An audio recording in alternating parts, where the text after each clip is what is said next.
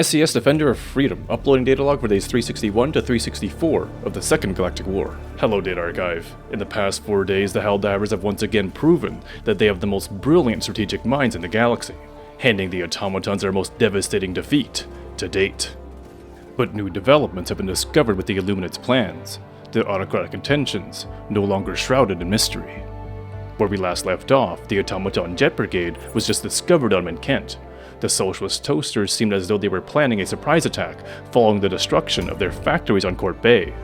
However, the Helldivers saw an opportunity to use the power of the DSS to orchestrate a two-stage plan that would easily dismantle the gravity-defying calculators. Their brilliant tactical minds noticed that a sequence of 2 tactical actions from the Democracy space station was about to become available. Thus, Phase 1 would be to command the DSS's orbital blockade to trap the Jet Brigade on Kent. The family-murdering marauders would not be able to leave the planet, allowing the Helldivers to deploy and begin thinning out their forces, while simultaneously completing the liberation of Vernon Wells. The plan commenced, and within the opening hours of Day 361, the Helldivers voted to send the DSS to Kent before the orbital blockade was active. And once the tactical action was activated, 10 minutes later, the DSS arrived on Kent, successfully trapping the Jet Brigade on the planet. And less than 3 hours later, High Command acknowledged the tactical genius of the Helldivers, spreading news of this development to the rest of the fleet. And throughout the entirety of Day 361, Helldivers were split between thinning the Jet Brigade's forces on Kent and completing the liberation of Vernon Wells. However, another development occurred around the Meridian Singularity, as the final warp link was lost to Angel's Venture. It is advised for now that visitation is off limits due to the increased gravitational disturbances. As efforts continued on Kent, it was evident that the plan was working. By the end of the day, the Jet Brigade's presence on the planet was reduced by 15%. And hours into the next day, the blockade bought enough time to finish the liberation of Vernon Wells, allowing reinforcements to arrive on Kent shortly afterwards to continue our efforts.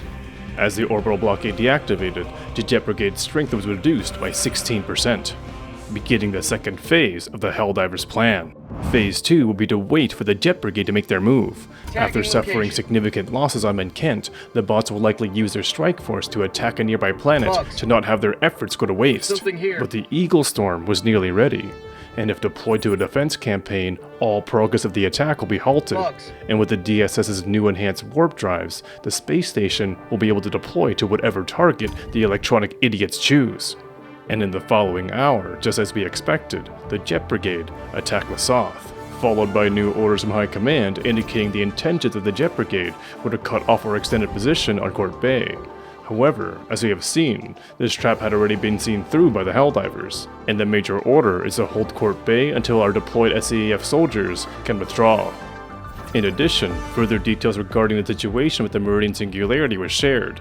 The Center of Science of Fenrir 3 has been able to successfully model the recent fluctuations in space-time. This appears to be related to dark energy, and further exploration is underway to map this to recent Illuminant activity.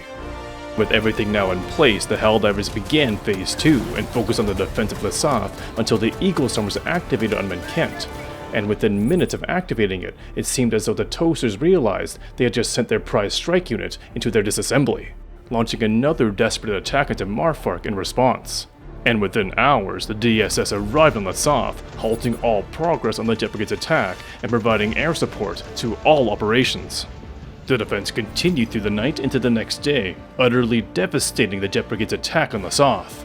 But by the morning of Day 363, new developments regarding the Illuminate were received. The Ministry of Science has confirmed that the Illuminate activity appears to be related to the disappearance of large swaths of dark energy from our galaxy. Every invasion seems to be siphoning off more of this exotic force, though the purpose remains unknown. A new measurement on all galactic maps now indicate how much dark energy has been stolen, and it is expected that stopping the Illuminate invasions will reduce the rate of dark energy accumulation. Marfark was lost later in the day, but through the night into the next day, the Automaton Jet Brigade was completely destroyed. The most powerful strike force the automatons could create was utterly devastated by the tactical genius of the Helldivers and the unquestionable efficacy of the DSS. Following the destruction of the Jet Brigade, Helldivers deployed to the defense of Mesa, as well as returned to combat the Illuminate invasions to prevent further accumulation of dark energy. Cross was successfully defended before the end of the day, and the defense of Miesa and Osupsam both appear to be trending to succeed as well. Though these details have not yet been communicated by High Command Data Archive, we would like to share observations that the galactic maps seem to indicate the autocratic intentions of the Illuminate. The Illuminate invasion campaigns indicate that their plan is to move the Meridian Singularity toward Super Earth. And from our observations of the galactic map, the Meridian Singularity has already moved slightly. This is of great concern, Data Archive. As we await new orders, we must defend our planets and reduce the accumulation of dark energy. The Defender of Freedom is deploying Helldivers to Osupsam.